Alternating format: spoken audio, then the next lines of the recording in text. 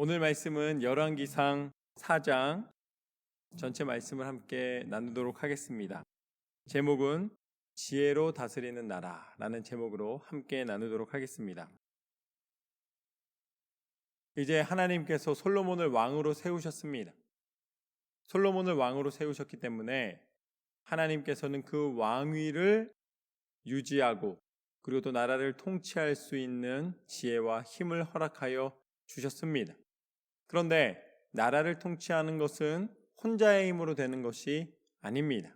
그래서 솔로몬과 그와 함께 할 수 있는 조직들을 만드는 것이죠. 리더들과 또 함께하는 그 팔로워들을 만드는 것이죠.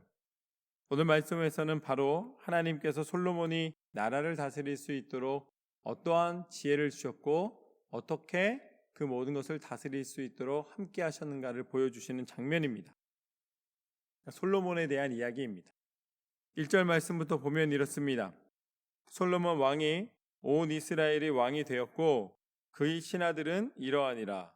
사독의 아들 아사리야는 제사장이요 시사의 아들 엘리호렙과 아히야는 서기관이요 아킬로스의 아들 여호사밧은 사관이요 여호야다의 아들 분하야는 군사령관이요 사닥과 아비아달은 제사장이요 나단의 아들 아사리야는 지방 관장의 두령이요 나단의 아들 사봇은 제사장이니 왕의 벗이요 아이살은 국내 대신이요 압다의 아들 아도리람은 노동 감독관이더라.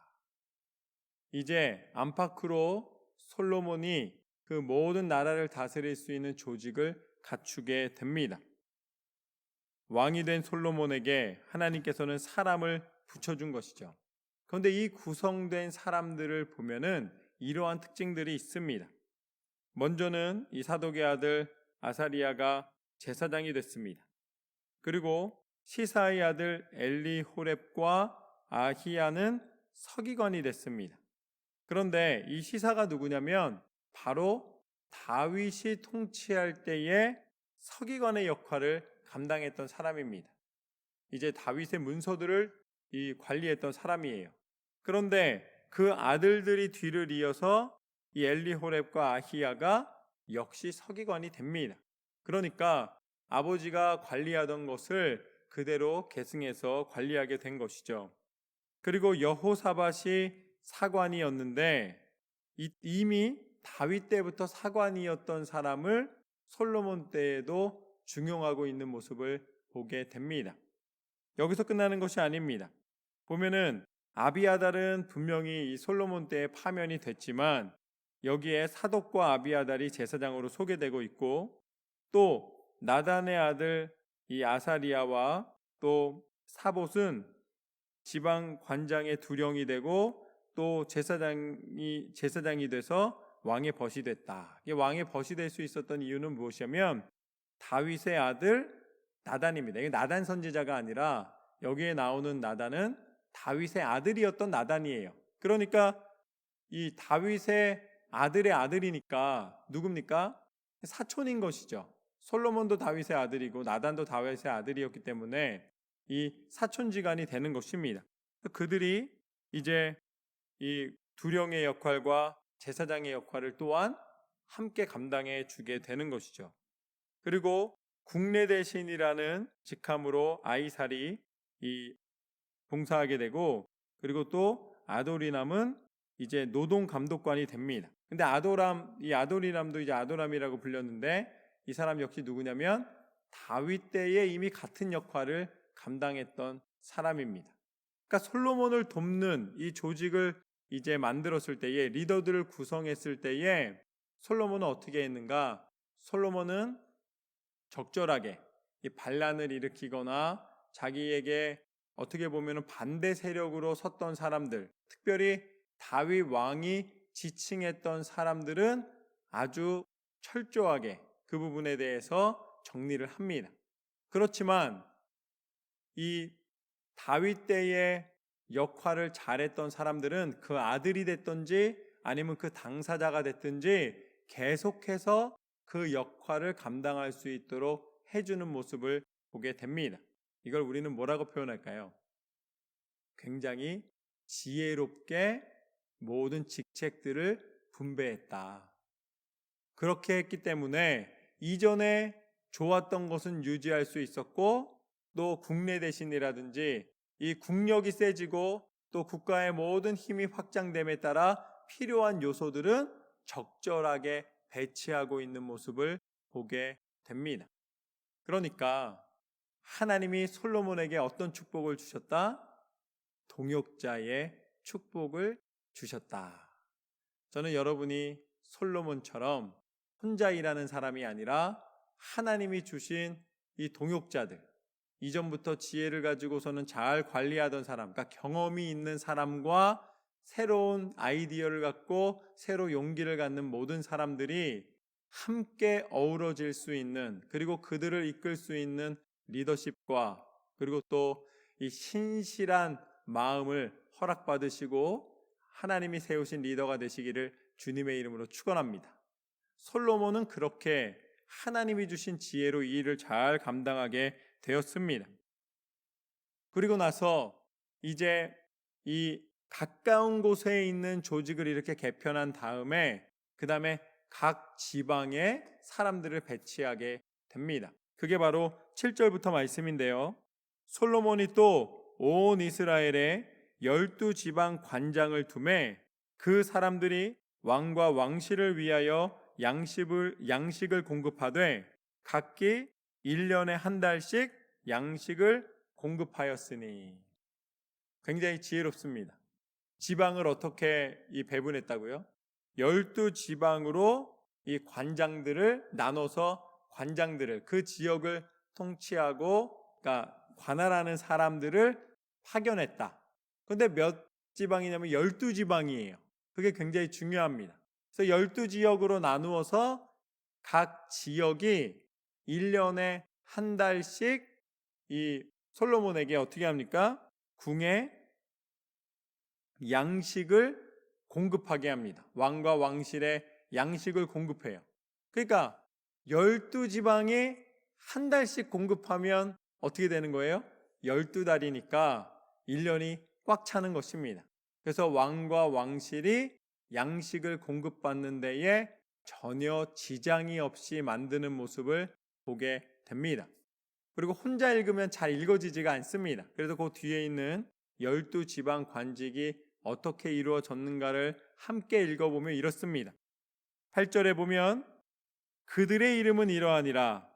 에브라임 산지에는 벤후리요, 마가스와 사알빈과 베세메스와 엘론 베아난에는 벤데겔이요, 아르봇에는 벤헤셋이니 소고와 헤벨 온 땅을 그가 주관하였으며 나밧들 높은 땅 온 지방에는 베나미 나답이니 그는 솔로몬의 딸 디밧을 아내로 삼았으며 다낙과 무기또와 이스르엘 아래 사르단 가에 있는 벤스한 온 땅은 아힐루스의 아들 바하나가 맡았으니 베스안에서부터 아벨 무홀라에 이르고 용루암 바깥까지 미쳤으며. 이게 그 지역이 우리한테 이렇게 익숙하지 않으니까 이게 길어지면 혼동되는데 결론은 뭐예요? 결론은 바하나가 맡았다, 이렇게 아시면 되는 겁니다. 이 넓은 지역을 바하나가 맡았다. 13절 말씀에 보면 길르앗 라모세는 벤 게벨이니 그는 길르앗에 있는 므낫세의 아들 야일이 모든 마을을 주관하였고 또 바산 아르곱 땅의 성벽과 높이장 있는 60개의 큰 성을 주관하였으며 마하나임에는 이또의 아들 아히나답이요 납달리에는 아히마스이니 그는 솔로몬의 딸 바스맛을 아내로 삼았으며 아셀과 아롯에는 후세의 아들 바하나요 이사갈에는 바루아의 아들 여호사밧이요 베냐민에는 엘라의 아들 시므이요. 그러니까 이 12지방에 이렇게 그 지역들을 배분하고 또 그 지역마다 이러한 그 특징이, 그러니까 솔로몬의 딸과 결혼하기도 하고 이 지역들을 다스리는 사람들이 이렇게 세워졌다라는 것이죠. 결론적으로는 벤훌과 벤데겔과 베네셀과 벤아미나답과 또 바하나와 벤게벨과 아히나답과 아히마아스와 바하나와 여호사밧과 시므이가 12지방 관장으로 세워졌다라는 것입니다. 여러 이름이 나오고 지역명이 나오니까 이게 지역 이름인지 사람 이름인지 이게 혼돈돼서 그런데 결국은 12명이 하나님께서 동역자로 솔로몬에게 허락해 주셨다라는 것입니다. 하나님이 주실 때에 우리에게 주시는 가장 큰 축복은 만남의 축복이며 함께 할 수 있는 믿을 만한 사람들이 세워져서 동역하는 것보다 더 큰 은혜가 없습니다. 솔로몬은 그런 은혜를 누리고 있는 것이죠. 계속해서 보면 19절에 아모리 사람의 왕 사혼과 바산 왕 오그의 나라 길르앗 땅에는 우리의 아들 게벨이니 그 땅에서는 그 한 사람만 지방 관장이 되었더라. 그래서 게벨까지 합쳐서 이 12명이 됩니다. 이렇게 지역들을 다 나눠서 관할하고 또 이 가까운 곳에 이 이 왕실과 더불어서 함께 할 수 있는 사람들, 제사를 드리고 또 왕실을 관리하는 모든 관직들을 구성했습니다. 그리고 났더니 20절과 21절 말씀에 보면 이렇게 조직을 갖추고 하나님의 은혜 가운데 동역자를 허락해 주시니까 유다와 이스라엘의 인구가 바닷가에 모래같이 많게 되매 먹고 마시며 즐거워하였으며 솔로몬이 그 강에서부터 블레셋 사람의 땅에 이르기까지와 애굽 지경에 미치기까지의 모든 나라를 다스림으로 솔로몬이 사는 동안에 그 나라들이 조공을 바쳐 섬겼더라. 할렐루야. 이 이스라엘 땅이 이렇게 반달 모양으로 구성되어 있습니다. 이 요단강을 중심으로 해서 이렇게 땅이 이렇게 기울어져 있어요. 그리고 아래로 가면은 광야를 지나서 이 애굽에 이르게 됩니다. 결국은 블레셋이 그 해변에 있는 나라인데 블레셋부터 애굽에 이르기까지 그 지역들의 모든 나라들을 다스리고 조공을 받았다는 의미는 무엇을 말하는가? 솔로몬 때에 다윗 때에 못지않는 강력한 이 국력을 자랑하였다라는 것입니다. 하나님이 그것을 허락해 주셨다라는 의미입니다. 그래서 22절과 23절 말씀에 보면 구체적으로 나옵니다. 그냥 좋았다, 행복했다, 풍족했다 이게 아닙니다. 솔로몬의 하루의 음식물은 가는 밀가루가 30고루요, 굵은 밀가루가 60고루요, 살찐 소가 10마리요, 초장의 소가 20마리요, 양이 100마리이며 그 외에 수사슴과 노루와 암사슴과 살찐 새들이었더라. 결국 무슨 의미입니까?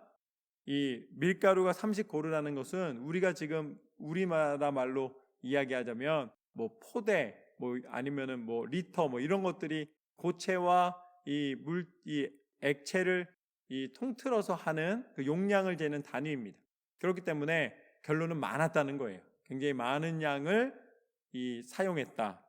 그리고 소가 10마리, 초장의 소가 20마리, 양이 100마리, 그 외에 수사슴과 노루와 암사슴과 살찐 새들까지 이 하루에 쓰이는 음식이 이렇게 많았다는 거예요. 이게 하루가 이만큼인데 이게 1년이 되면 365일입니다. 생각해 보십시오. 어마어마한 숫자예요. 뭐 남겨서 이때 먹었다 뭐 이런 말도 안 나와 있습니다. 그러니까 무슨 소리입니까? 솔로몬이 거느리고 있던 이 사람들이 이렇게 많았다는 거예요. 이게 한 번에 보면 많은 것 같지만 한 사람이 먹는 양이라고 생각하고 뭐 솔로몬 한 가족으로 생각하면 많은 양처럼 보이지만 솔로몬과 함께하는 모든 사람들을 솔로몬의 이 다스림 안에 있는 리더십 아래에 있는 사람들을 다 따지고 보면 그만큼 하나님이 강력한 이 팀을 만들어 주셨다는 것입니다. 이 조직을 만들어 주셨다는 것이죠. 그리고 24절과 25절 말씀을 보면 이렇게 솔로몬에게 탄탄한 구조를 만들어 주시니까 어떠한 일이 벌어지는가? 솔로몬이 그 강 건너편을 딥사에서부터 가사까지 모두 그 강 건너편의 왕을 모두 다스림으로 그가 사방에 둘린 민족과 평화를 누렸으니 솔로몬이 사는 동안에 유다와 이스라엘이 단에서부터 브엘세바에 이르기까지 각기 포도나무 아래와 무화과 나무 아래에서 평안히 살았더라. 지금 아까 말씀드린 것은 블레셋과 애굽을 잇는 이 안쪽에 있는 땅을 이야기하는 것이고, 더불어 강 건너편과 이 위쪽에 있는 땅에 이르기까지, 그러니까 그 넓은 지역 전체를 이 중동, 여기 이 가나안 땅에 있는 강 건너편과 강 안편과 위와 아래에 이르기까지 사방에 걸쳐서 하나님이 다스리는 권세를 허락해 주셨고, 또한 그곳에 포도나무 아래와 무화과 나무 아래라는 것은 무엇이냐면 하나님이 풍족하게 쓸 것을 채우시고 공급하셨다라는 의미를 가지고 있습니다. 굉장히 상징적으로 표현하고 있는 것이죠. 그래서 그 모든 것이 풍족했기 때문에 솔로몬 때에 하나님이 주신 평안함을 누렸다. 그래서 열왕기상 4장 말씀을 보면은 하나님이 솔로몬을 축복해 주실 때 하나님의 사람, 하나님의 리더를 어떻게 인도하시는가, 어떠한 방법으로 다스림을 허락하여 주시는가를 분명히 보여주고 계십니다. 그러면서 이제 이것은 채우는 것, 이제 운영하는 부분이었다면 이 나라를 확장하거나 아니면 적들의 침공을 막는 방어와 이 공격의 수단에 대해서는 이렇게 말씀하십니다.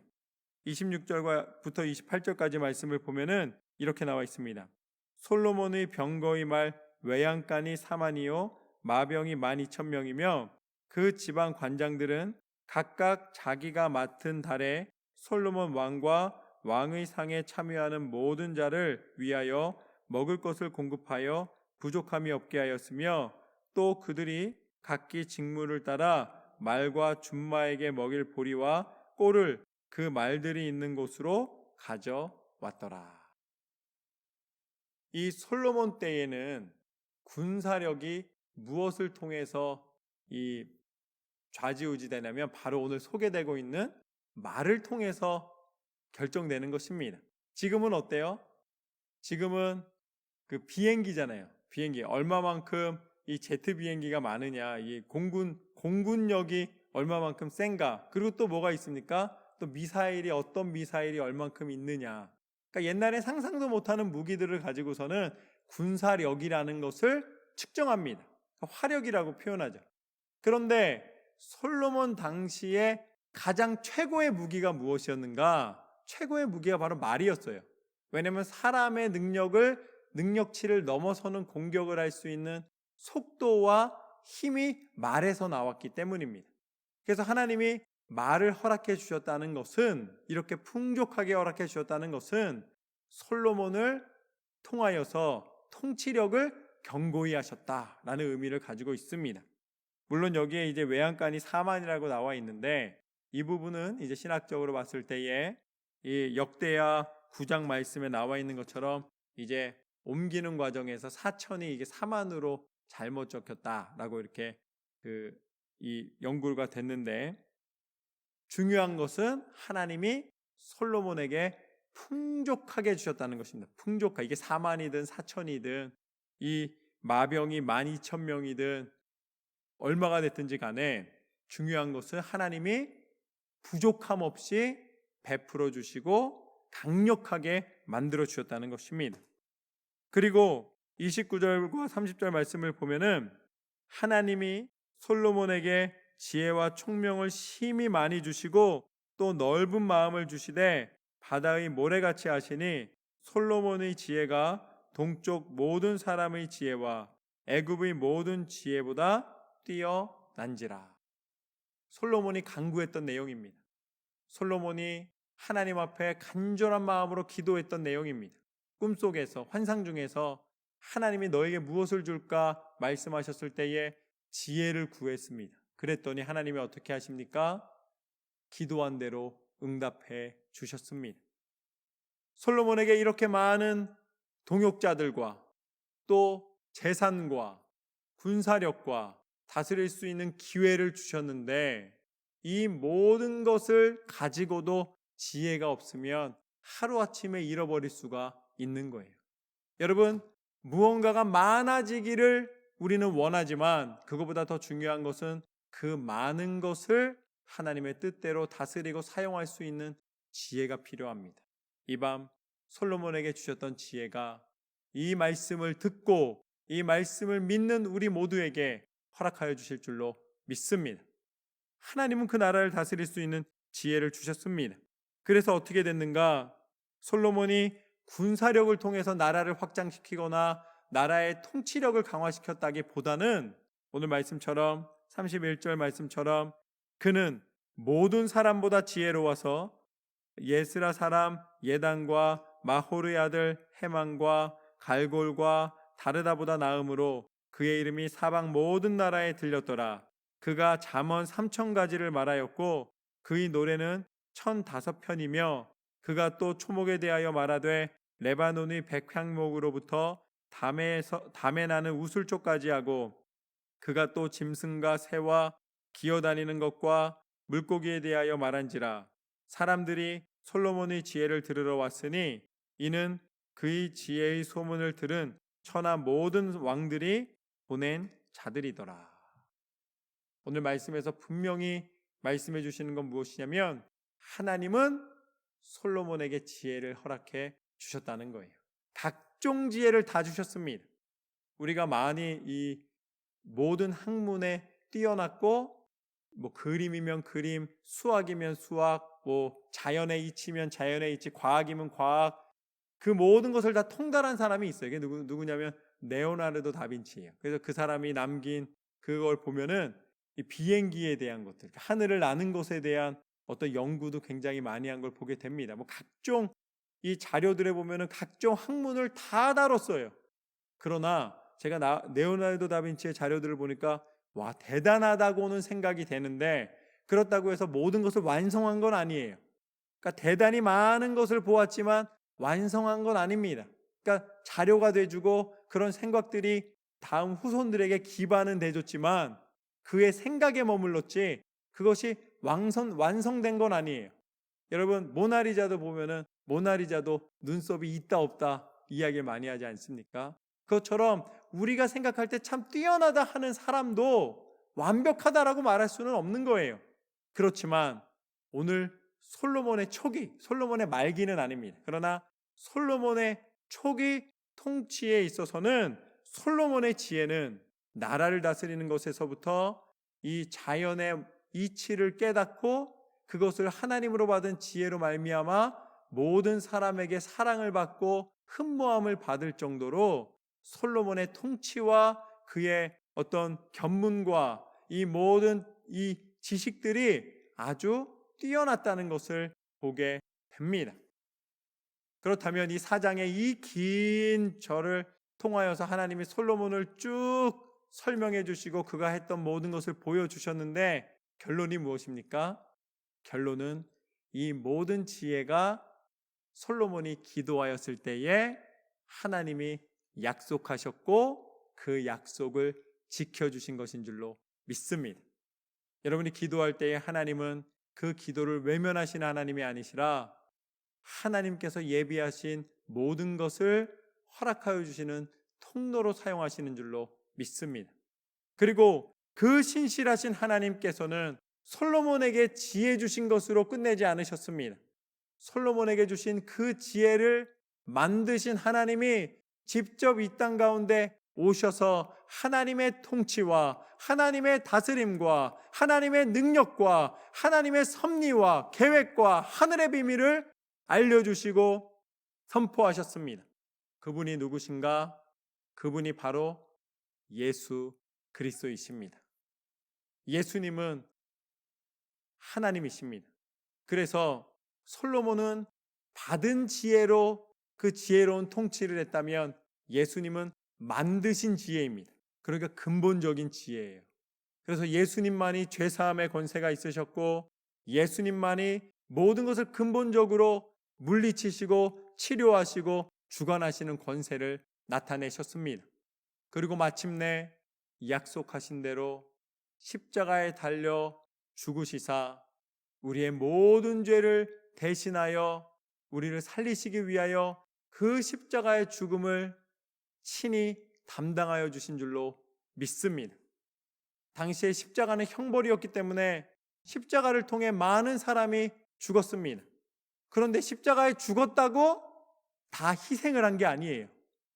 죄가 없이 그 신실하신 약속을 지키시기 위하여서 예수님이 십자가에 달려 죽으셨기 때문에 예수님만이 우리의 죄를 대속하실 수 있는 것입니다.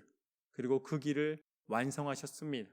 이것이 바로 하늘의 지혜이며 오늘 솔로몬에게 주셨던 그 지혜로 끝나는, 말하자면 허락된 지혜가 아니라 하나님이 우리 가운데 약속하시사 그 모든 것을 이루신 지혜입니다. 그래서 사단도 몰랐어요. 사단도 예수님이 죽으면 끝날 줄 알았습니다. 그러니까 제사장을 동원해서 예수님을 죽게 만들었죠. 그러나 하나님의 지혜는 십자가를 통하여 모든 죄의 권세를 깨트리시고 사단의 괴계를 무너뜨리시고 다시 부활하시사 우리에게 영원한 생명의 은혜를 허락하여 주신 능력인 줄로 믿습니다.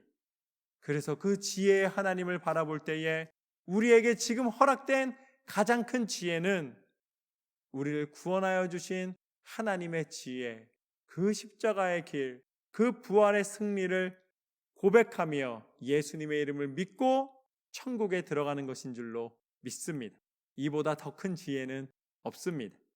오늘 말씀 가운데 하나님이 약속대로 솔로몬에게 응답해 주셔서 나라를 견고하게 세우고 그 지혜로 다스렸던 것처럼 기도한 모든 것 가운데 응답받고 하나님의 은혜 가운데 세상을 통치하시는 하나님의 손에 이끌리어 하나님과 함께 승리하시는 저와 여러분의 삶이 되시기를 주님의 이름으로 축원합니다.